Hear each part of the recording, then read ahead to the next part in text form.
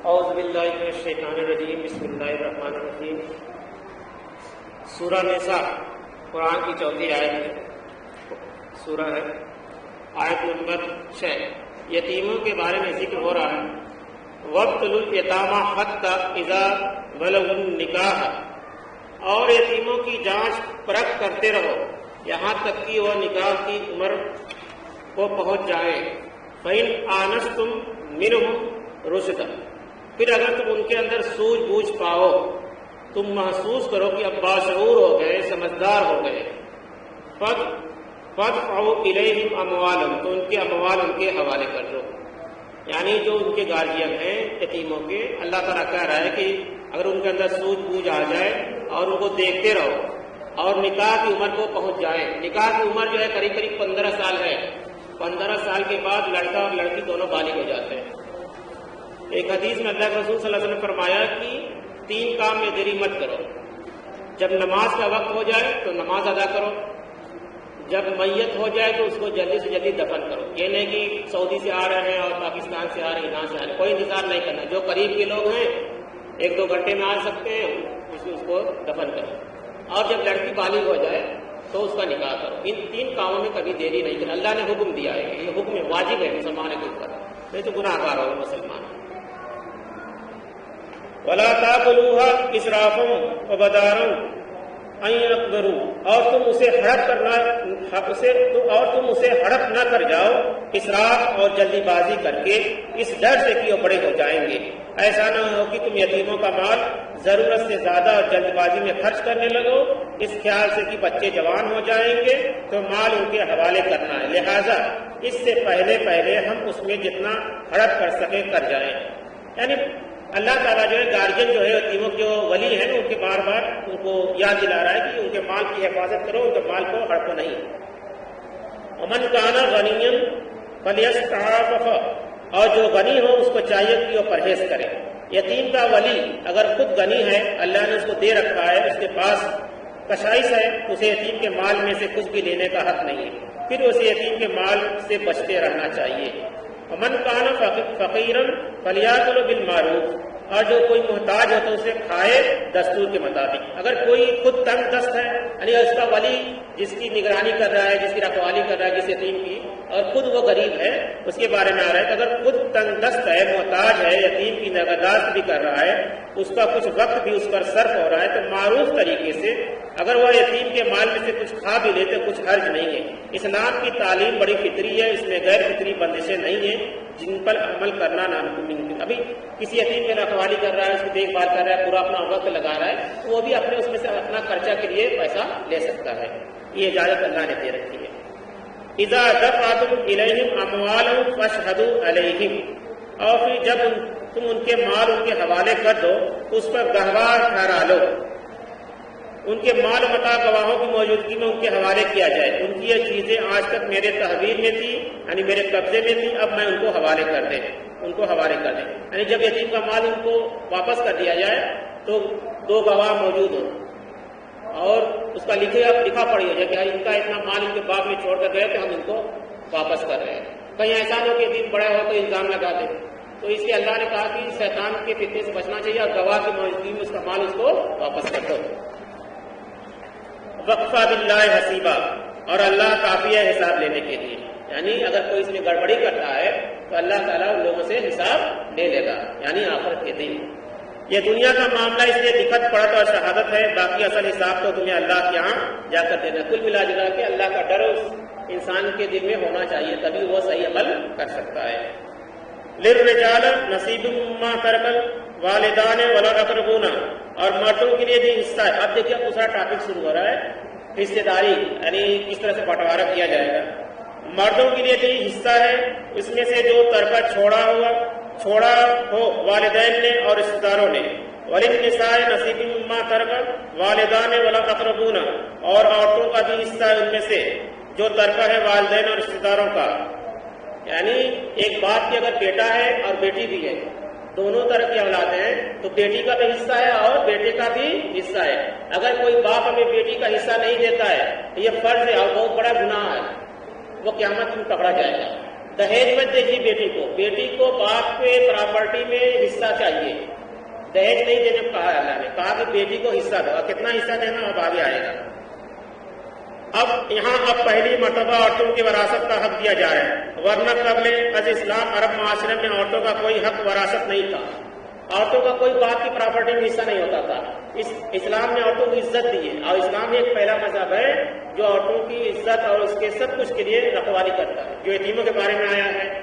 और फिर ये हिस्सेदारी के बारे में इंडिया का कानून अब बना है जाके कि वरासत में लड़कियों का भी हिस्सा है, मगर वो डिसबैलेंस कानून है, वो लड़के के बराबर लड़की को भी दे दिया है, इसलिए वहां पे डिसबैलेंस हो जाएगा। मिम्मा कुल्ला मिनहु औ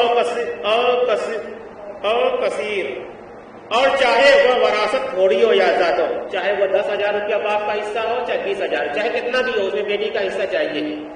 और अल्लाह ताला का कानून उस पर हर सूरत में पूरी तरह नाफिज होना चाहिए। नसीबम मफरूजा, और यह हिस्सा है अल्लाह की तरफ से फर्ज किया गया है। क्या है?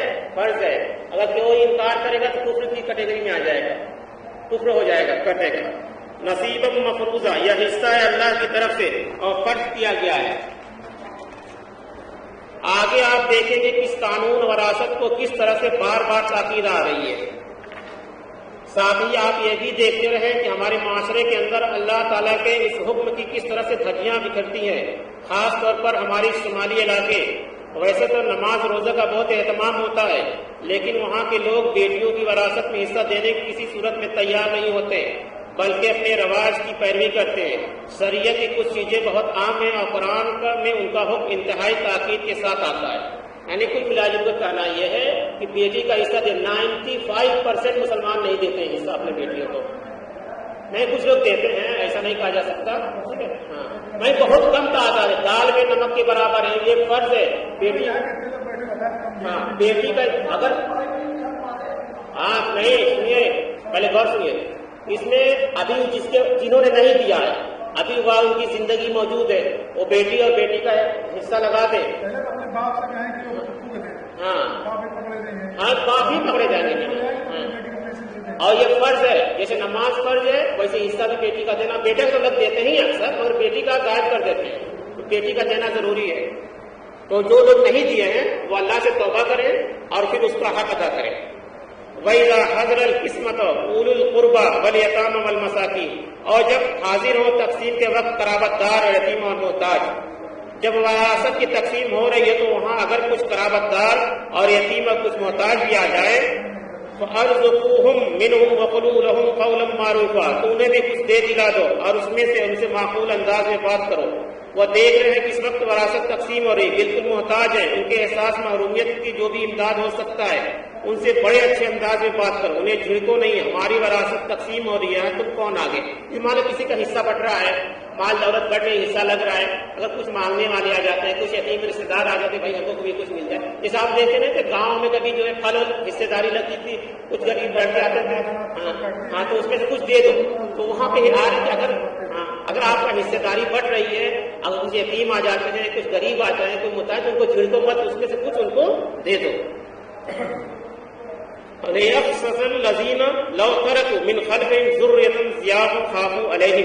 डरते रहना चाहिए उन लोगों को कि अगर उन्होंने भी छोड़े हुए अपने पीछे नातवा बच्चे हैं तो उनके बारे में उन्हें कैसे कैसे अंदेशे होते हैं। फरियत्तकुल्लाह, उन्हें चाहिए कि अल्लाह का तकवा अख्तियार करें। उन्हें यह ख्याल करना चाहिए कि यतीम जो इस वक्त आ गए हैं ये भी किसी के बच्चे हैं और जिनके सर पर बाप का साया नहीं रहा, लिहाजा उनके सर पर सख्त का हाथ रखें। खासतौर से यतीमों के बारे में कि यतीमों को बहुत ख्याल रखें अपने माशरे के अंदर। लियक़ूलू क़ौलन सदीदा, और सीधी सीधी हक पर मबनी बात करें। इन्नल लज़ीना याकुलूना अम्वालहुम बिल यतामा ज़ुल्मा, और यकीनन वह लोग यतीमों का माल हड़प करते हैं नाहक। इन्नमा याकुलूना फी बुतूनिहिम नारा, तो अपने पेटों में आग ही भर रहे हैं। यानी जो लोग भी यतीम का माल खा रहे हैं वो अपने पेट में आग भर रहे हैं।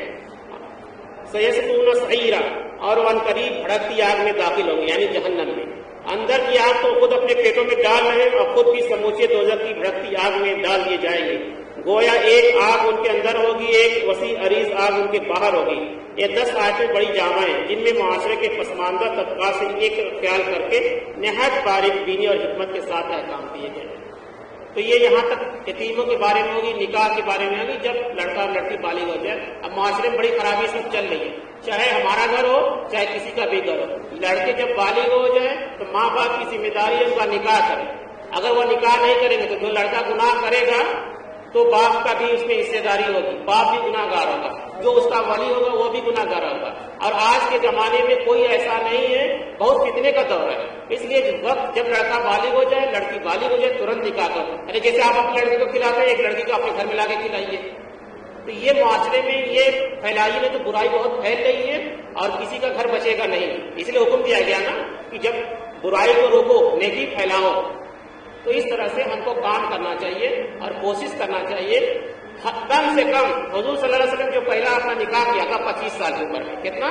تو 25 سال کی یہ حد تک تو نکاح ہو ہی جانا چاہیے کسی بھی حالت میں، اور اس سے پہلے ہو جائے تو اور بہتر ہے۔ 15 سال کی عمر میں لڑکا اور لڑکی دونوں بالغ ہو جاتے ہیں، حدیث سے ثابت ہے۔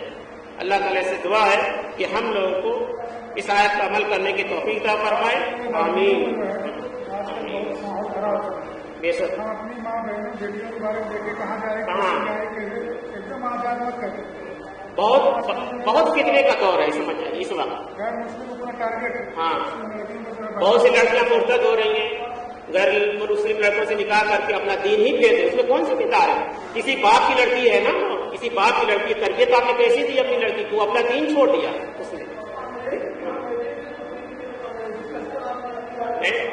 نہیں، اگر مجبوری میں انگریزی بھیجیں تو پھر نگرانی رکھیے، ہاں نگرانی کی بات ہے۔ آپ کوشش کیجئے کہ دین کی تعلیم دلائیے۔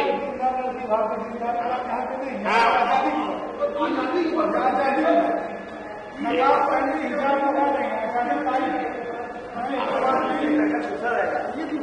ایک دعا پڑھ لیجیے، سبحان اللہ والحمدللہ ولا الہ الا اللہ